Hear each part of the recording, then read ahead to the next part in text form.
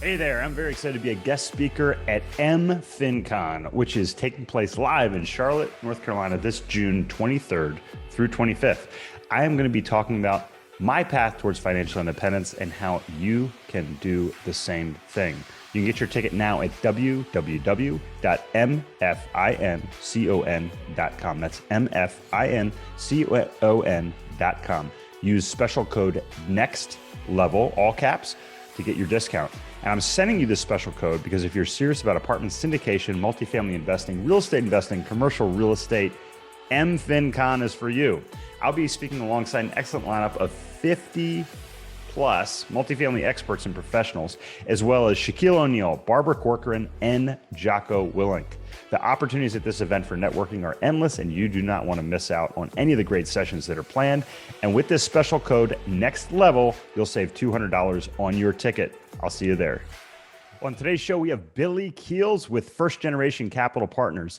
After over 2 decades in the corporate world, Billy now works with investors at First Generation Capital Partners to use all the knowledge that he used to solve his own problems that we're going to talk about in today's episode to help investors on their own path to financial independence. You're not going to want to miss this episode with Billy as he comes to us across the ocean from Europe to share more about his story.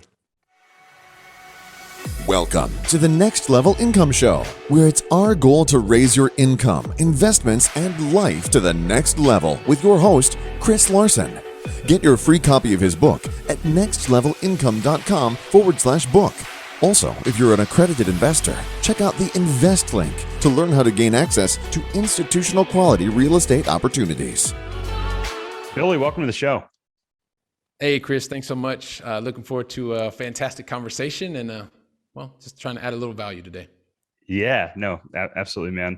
And I'm glad you got the memo on the white shirt. So we're both looking nice and crisp here. Although I think your teeth are whiter than mine, man. So, yeah, I gotta go. I gotta do the whitening. We'll work on that. I'll share the secret after the conversation. Thank you. Dude, tell the audience where you're coming to us from today, because it's the evening where you are. Yeah, it's the evening here today in Barcelona, Spain, or some would say Barcelona, Spain, where I have actually been living for the last 15 years as part of a 1-year sabbatical that I started back in 2000, where I was living in Italy before Spain and France before Italy. So, and this is all from a guy originally from Columbus, Ohio. So, yeah. I love it, man. I love it. And you've just made a recent transition here that I'm excited for you to share with the audience because it really falls in line with what we talk about at Next Level Income. I enjoyed kind of being on your podcast here over the past few months.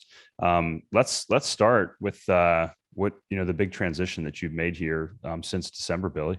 Yeah, man. Happy to share that. Just one thing I just, as a fellow podcaster, I always ask, if you don't mind, of your audience, if you haven't had a chance to leave an honest written review as well as a rating for Chris, because he does a really, really great job of bringing great guests and adding lots of value to you. Just take a couple seconds to do that. It will mean a lot. Trust me. You're the man. So, thank you. So yeah, man, no problem.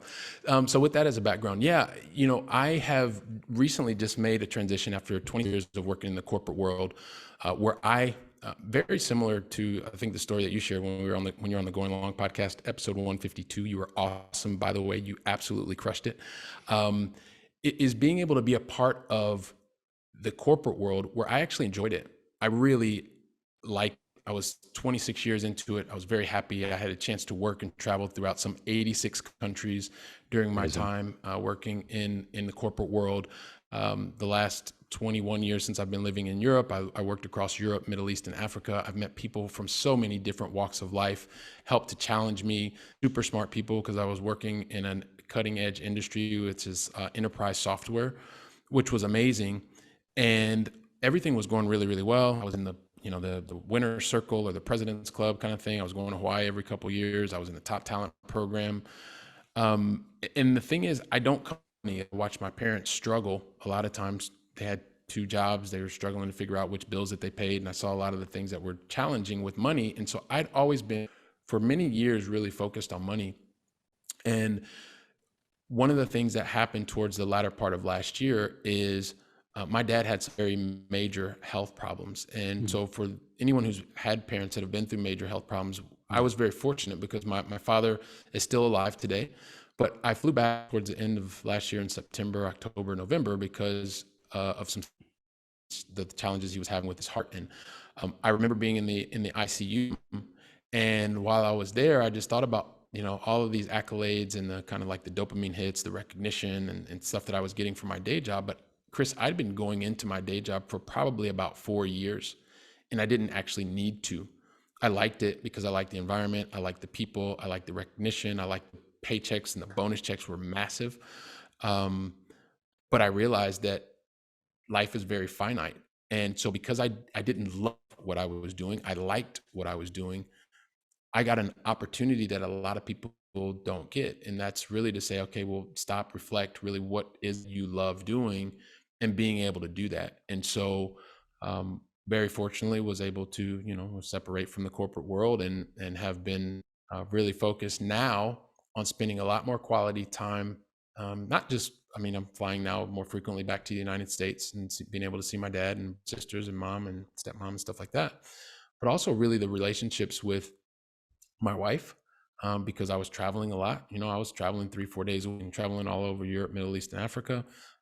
Playing video games with my boys has like become the new, like my big, huge passion, right? Because I never played video games before, at least since college. I played a lot in college, way too much. But I wasn't doing that. And being able to watch my sons beat me, especially because we play a lot of the NBA kind of, it's just fun. And right now I'm enjoying that time. It's not something that I thought was going to happen so soon, but it did. I'm very fortunate because I'm enjoying doing it every day. So, but yeah, it was a real life event that really helped to drive home a lot of the clarity and allow me the opportunity to move on and really focus on things that I'm really passionate and love. That's amazing. And look, I didn't know before we had you on today of that, which this just adds even more to the story. And you have so much that you're going to share with the audience today. And I want to rewind a little bit. So, excuse me. I've been outside a little bit, and I think the pollen's getting to my my happens throat. to me too. Yeah. So you've been in Europe for several years now. Talk to us a little bit about how you ended up there first, because look, for me, I think it'd be really cool to, to be expat or to go and live somewhere. But my boys, our kids are similar ages. My boys are now 10 and 12. And I'm like, well, wow, how did you make that transition, Billy? And how is it, being overseas? Yeah, great question, man. Love that. So, one of the things that happened, like a lot of people, I was an A student. I really once a goal out for myself. I put the goal there. I accomplished the goal, and I was really, really happy. And so, being an A student and going through high school and college with really great grades, I'd always gotten used to just getting the things that I put my mind to. And so, I had this goal and this dream of working for P&G, because that was the company. I went to school at Miami of Ohio in the southwest of Ohio, a town called Oxford, Ohio. And I got the good grades. But the thing is, I got rejected from the interview process. And it was a really tough thing for me. I didn't know how to deal with that. Like it was tough. Yeah. And was this were you in a marketing track, or why I guess why P&G is my question for you. Yeah. Phenomenal. P&G, because it was company, right? Yeah. So it was the gold standard, because I got a marketing degree, right? It's actually I got a BS in marketing, which is kind of funny. And that was the job. That was the gold standard. And so that's what I set my sights on, because that's what everybody else did. Not necessarily because that's what I wanted, but when you're an A student, you just kind of follow what everybody else does. And so not only did I get rejected once, afterwards, I ended up adding a second degree, Chris. And so I went overseas. I lived in Valencia, Spain, never been outside of the United States before. And I was going to add another degree. So I thought, I'm going to go over, have an international experience, come back, be fluent in Spanish. That didn't happen in 3 months, by the way. And then when I went back, I had the second degree, but I was really ready for the process. And I went through the second time thinking to myself, I've got the international experience, I've got another degree, and I got rejected again. Yeah, I got rejected again. Didn't know what to do, and just distraught. But I had a really good friend. I was a co-chair for a student body weekend, who's like actually one of the guys that's still one of my best friends today. And he told me about this job of people that were working and traveling with Fortune 500 CEOs, meetings, as well as leisure travel, leisure like President's Club, things like that. So I went through an interview process after being rejected twice. And I had the opportunity. I was one of 26 people that was selected out of like 6,000 resumes. Wow. And this job absolutely fundamentally changed my entire life, because during 5 years, I had a chance to work and travel with Fortune 500 CEOs, their direct reports, top producers. In 5 years, Chris, I worked and traveled throughout 58 different countries. Amazing. Completely changed my thought process. The things that I thought were right were not necessarily right if looked at from a different perspective, all these types of things. But more importantly, what it did was I was exposed to so much of the world at such a young age. I was 26 in 58 countries, man. I'm from Columbus, Ohio. I never even imagined going to California. Like, that was a long trip for me, right?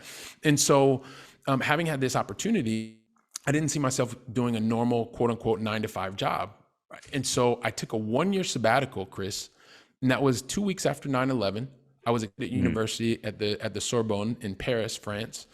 And it was literally like 2 weeks after the 9/11 thing. So there was also like tension between in the US. I moved over there right at the time. Yeah. But I set 3 goals out for myself. I wanted to learn wanted to learn more about French language and culture. I wanted to learn how to salsa dance, and I wanted to learn more about wine. And I don't know why those 3 things. I actually kind of laugh to this day. Women? Does that have anything to do with women? Because women like all those things.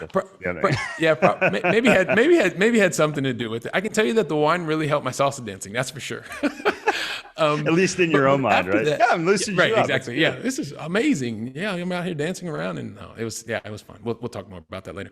But so the thing is I started learning. Like, I went through a lot of the trials and tribulations. I knew what it was like to be living overseas. I didn't know anybody. Like, I literally moved over there, didn't know anyone at all. I went there on a student visa after having worked and traveled and doing all this amazing stuff. And the nights where I went back home thinking to myself, I cannot even believe that I did this. Like, this is making no sense. Nobody understands me. I'm frustrated. I'm trying to get things done. I don't know anybody. I have no network. And it was. And after probably about 6 months, I started meeting people. I was salsa dancing. That was really cool, because what it did is it started to create a network of people that we had something in common, it was dancing. And that was a really cool thing. Then I started building relationships, they helped me, I helped them. And I continued to move forward. So like 6 months, I realized, like, I want to stay here. Like, this growth experience is really, like, I see the growth, I feel it. I'm starting to speak more frequently. I'm feeling more comfortable. I'm feeling more confident. And so I was very fortunate, because I worked with a lot of the Fortune 500 CEOs and their direct reports. And so a lot of people were like, hey, listen, I saw you in Beijing a year ago, and I saw you last week in Buenos Aires. And if you ever want a job, give me a call. Well, at that age, I was thinking to myself, cool, I've got all these cards, so let me call some people. And so I started doing that. And I was very fortunate to start in the IT space. So I got into the hardware space. Paris, I moved to a town called Montpellier in the south. Oh yeah.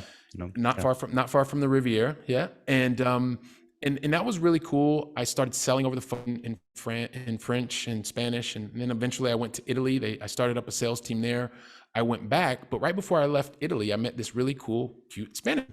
And so she moved back to Barcelona, and I was in Italy. I moved back to France, and then eventually I ended up coming here to Barcelona.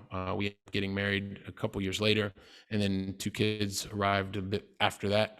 And so that's actually how I got here. Like, I did not plan on being in Europe for 20 years. I did not plan on living in 3 different countries. I did not plan on learning 4 additional languages. And I did not plan on being retired in my 40s from the corporate life. So a lot of things can happen when you go away for a 1-year sabbatical. So I always kind of tell people, temper it a little bit, and just, you never know what's going to happen on a 1-year sabbatical. A lot happened. No, it's amazing story. And it's something that so many people, I mean, I've not been to that. I've probably been to, a quarter if I'm, or a tenth of the countries you've been to. It's amazing. Just so many experiences that you've gotten to have. And, one of the things I think, there's this dichotomy, and a lot of people that are part of the corporate world, they think like, oh, if only, when only I can exit, then I can do this. And I love what you talk about in your bio, which is, you were the happy corporate employee and you were successful. And James Altucher has a great book. I think it's called The Rich Employee, if I'm recalling that right. But he talks about how you can become rich. You can have what you want and work for somebody. It's okay. Like these things work together. I think that there's a lot more autonomy in sales, like you and I were both in, Billy. It's very entrepreneurial, and you get to do that. So I think it's easier if you kind of like stick yourself in the revenue cycle of a company. What are your thoughts on that? Well, so that's a double-edged sword, right? And absolutely, I personally love the sales profession. I think it is the most phenomenal profession that exists when done properly. I can argue with you. And one of the reasons for that is because you're there to solve problems. Like your job as a sales professional, whether you're a frontline or you're a sales leader, is to figure out what is the problem, and the gravity of the problem that you're solving will also be commensurate, or should be, with the compensation that you receive. So when you're doing the sales profession, or you're acting as a sales professional in its purest form, I believe that it's fantastic, because you're looking for the outcomes. You're not based on amount of time. Nobody cared if I was 2 hours or 200 hours working on the deal. What everyone cared about was what outcome. What the client cared about was what was the outcome? What is the investment that we have to make? How quickly can we get the return on our investment? So I believe that it's fantastic. At the same time, if you don't perform, you're completely exposed, right? If you don't perform, you're usually the first one that's gone. And also, there is massive pressure on you as a sales professional, because if there is no revenue coming in, there's no income, right? There's no one else has a job. There's lots of pressure there as well. And if you enjoy the pressure of performance, I think it's the perfect place to be. I loved it. I absolutely loved it, because you're solving problems. Oh, it was like you reached into my brain and listened when I was having these thoughts and these conversations with my sales team back in the day. Cause we'd have, you ran sales teams, you have these tough conversations, and your employee would call you, your sales guy would call you, and they'd say, Billy, man, like the company can't deliver this, my customer, they're giving me these problems. They don't have money. And I was like, it sounds like you got a lot of problems. And they'd say, yeah. I said, that's why you're here. You're here to solve problems. Correct. And I always tried to instill that in the reps, because I think if you change your perspective and you say, hey, I'm looking for problems, I'm expecting problems, and then I'm going to figure out how to solve these problems, because that's an opportunity to be successful and to provide value. That really is the key in my mind, like you just said, of being successful. Yeah. And I'm sure you saw this a lot, like in the sales profession. One of the things that can tend to happen is you try to do things on your own. I was building my own life, my real financial life, 10 years, like while I was working this highly demanding job. And so sometimes when you're in the corporate, especially if you're in sales, and I was enterprise sales, you know what it's like. And there are multiple stakeholders. And so when you are very complex sales.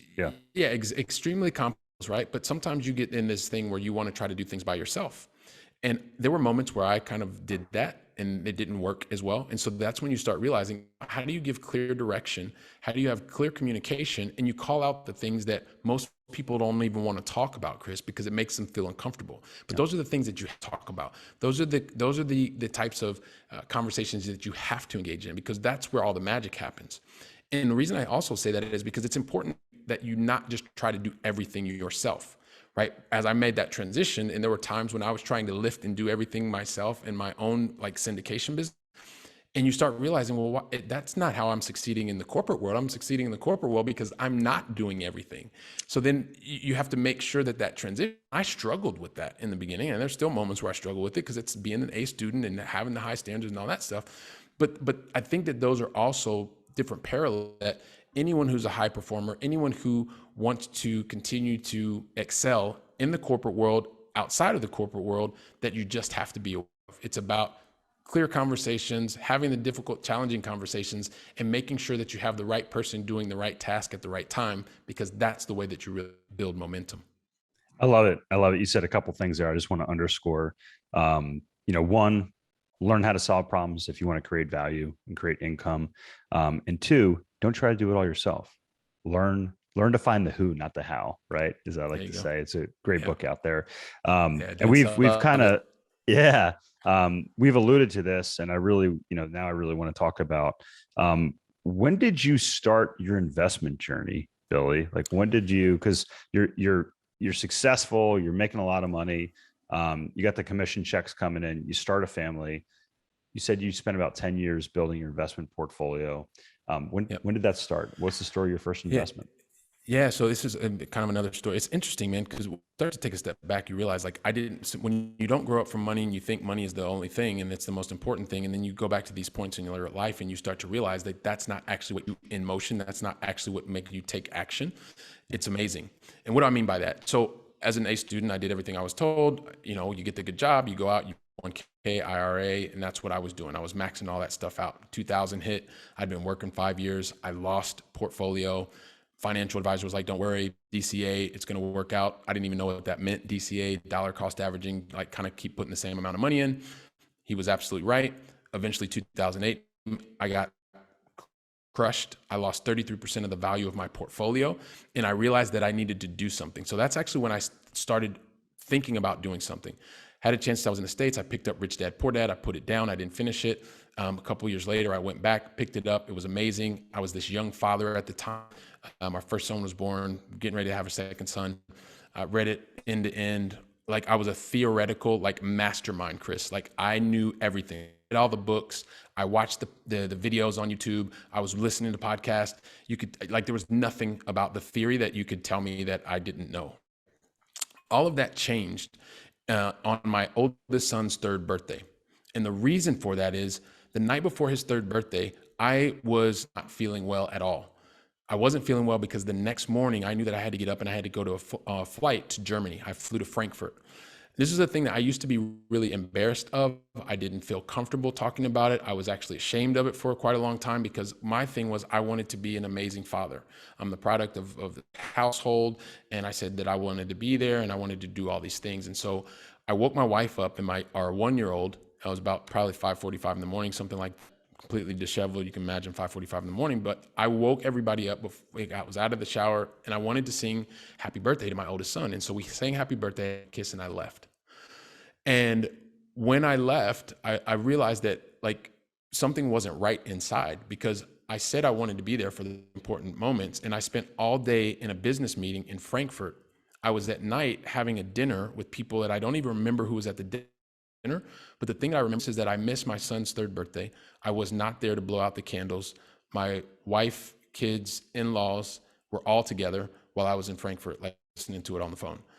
So that was the moment that I went from the theoretical like ninja that I was talking about to I've got to do something. So I literally went back on my goals, and the goals that I wrote down, I actually started to accomplish them. I made my very first purchase 8 months after I wrote my goals down, moving theory to practice. I actually purchased that very first property. My wife and I were in Cairo, Egypt. You can imagine this is back in 2013, Chris.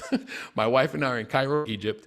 We buy this property. I remember going to the business center, having to send a fax was just absolutely insane for a property that was in New Jersey, right? And so that was my long distance investing kind of thesis took place because I wanted to buy here in Barcelona. Realized that this was not the type of location that was cash flow. I was looking for flow. But then from there, that is actually what started me investing in the real asset space. So I know it may be a little bit long-winded answer, but No, that was I didn't, perfect. I didn't actually start. It was just, once again, it was like real life stuff is what pushed me into action, not because I was making more money. I just wanted more control. I didn't want to miss any more special events. You gotta get to that point where you have no choice, or you in your head Yeah. that. And my son's third birthday, my oldest son's third birthday, I spent in the OR, and I rushed home. I felt terrible, sick, like I was just holding it together. We threw the birthday party the next day. I couldn't get out of bed. I forced myself through it. And you never forget those moments. Yeah. So Yeah. you built your investment portfolio over a period of time. Mhm. And I want to hear more about kind of your business today, Billy. But you're sharing before the show, you're there at your father's bedside in December, Mhm. and you had another one of Yeah. these moments. Yeah, I mean that was the thing. So when we went through the thing with my dad and his Yeah. heart issues, I mean that was a similar type of thing, right? It was, I like my job, I enjoy what I'm doing, I'm very good at it, I'm highly compensated, massive bonus checks, but it's just not filling my heart. Like I don't love this. Yeah. And so that was the moment I realized, like, okay, it's time for the corporate to go as well, right? And there's absolutely no hard feelings. There's no like, I'm not one of these people that is like, your job, corporate's terrible. Like I don't believe any of that. I just realized that there was something that was out there more for me to be able to serve on a different level. And so that moment, going through that experience, is what made me realize, okay, corporate has been fantastic. I've been coming into this job for the last 4 years, not really needing to go into this job. And so when you're faced with that kind of mortality in front of you, you start to realize, like, okay, let's move on to the next thing. And Yeah. because I'd been building this business for like 9.5 years on the side, it was time to place more focus and attention to the business, as well as, and more importantly, the investing the time with my family, with my boys, with my family in the United States, and doing those types of things. But yeah, so it's been those kind of two major events, which neither of the two of them are related to money or any of that kind of stuff, which have been the catalyst of really creating movement, for me, and now me and my team. No, I love that. And so you built a portfolio, you got to that point. And like me, I was on a podcast last week and somebody said, so you're retired now. And I said, we don't use, I'm like, it's like, my boys aren't, there's like, the F word, the B word, like there's Right. words that like my boys aren't allowed to use. I'm like, oh, we don't use the R word in here. I'm like, stop. I'm like, you have to edit that out. And they're like, well, it says, I'm like, no. There's a reason there's quotations, right? So, people, I've found like people like us, Billy, we don't want to slow down. We look for a bigger purpose. So like, what are you focused on now Yes. aside from getting really good at the latest Video, NBA video game? Yeah. the video games, right? Exactly. Aside from becoming a professional gamer, well, some of them are making pretty good money. It's not that bad. I know some people are like, and I think they I don't, keep it as well. yeah. I think they keep it too. I know some people are like, I don't really see any benefit in my kids playing video games. I'm like, well, I was like, my neighbors, for 2 years ago, they had a really nice house. I was like, they design video games and they do really well. Like, Yeah. and I'm like, but I see your point to a degree. But yeah, there's some upside to some video games every now and then. Yeah, definitely. But at the end of the day, and it's to your point, like one of the goals is to be able to design and continue to design a life that I never have to retire from. I was talking to a really good friend of mine this morning. And he was talking about, he wants to be able to work until his 90s. And I said, well, it's not like work because you love what you do. Yeah. And so Yeah. I don't ever want to use the R word. What I want to continue to do is be able to invest my time with the people that I love, my family, my friends, our investors who are our clients, be able to invest time there, because at the end of the day, that's the stuff that matters, Chris. I mean, this Absolutely. just like I do. It's what happens when you're no longer here. What was the impact that you made? And so today, that's the real focus. And I still don't get it right, man. I mean, there's still days where I struggle, where I stay in the office too long because I love doing. So like that's Yeah. the new thing that I have to fight against is I love this so much. I want to make such an impact and help other people that literally do this 24 hours a day.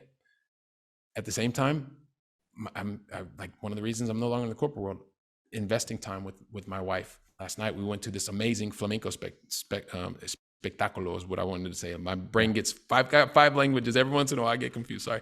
And I think we all understood what you meant. It's fantastic. Yeah. Okay. All right, cool. So we, doing that, on a Tuesday night or a Wednesday night was just phenomenal. Being able to we took the boys out of school last week because it was his birthday. And so that was something cool. It's not anything that I did with my sons, right? We took them when we had pizza right down from their school and they went back to school. And so being able to invest time there, spending and being able to invest more time with our investors, those are the things. That's the purpose that I'm now focused on. And like I said, I have to really struggle, keep just doing the work because I love it. Yeah. No, no, it's fantastic. And you gotta make sure you don't let your boys get too much better than you at those games. So you gotta set aside some I am time for kind of that. competitive. Yep. I'm competitive. Um, I'm competitive. so like me, you started with, kind of simple, right? Like single family, Yep. um, uh, rentals, and you grew that portfolio. Yep. You did very well, but now you've started to bring in investors alongside. What types of projects are you now working on, Billy, and who do you work with?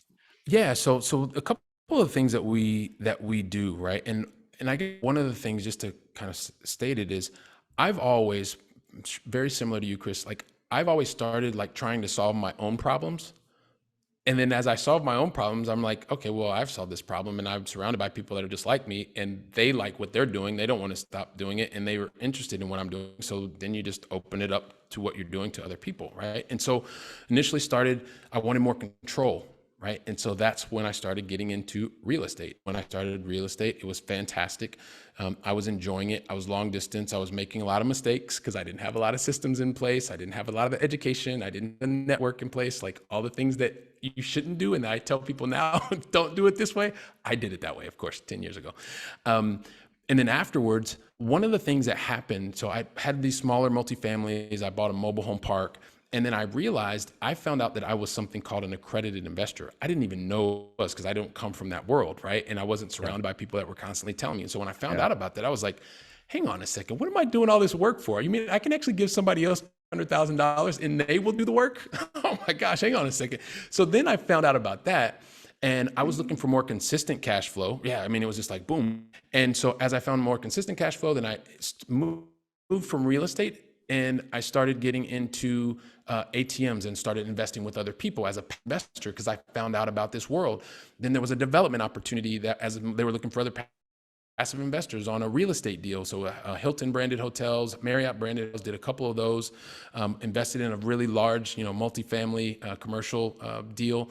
And then the thing that was happening was, and this is what I love about you, look for like, what are the different ways for income? And as I was investing in the real assets and very passive type of income streams, I was making a lot of money in my day job.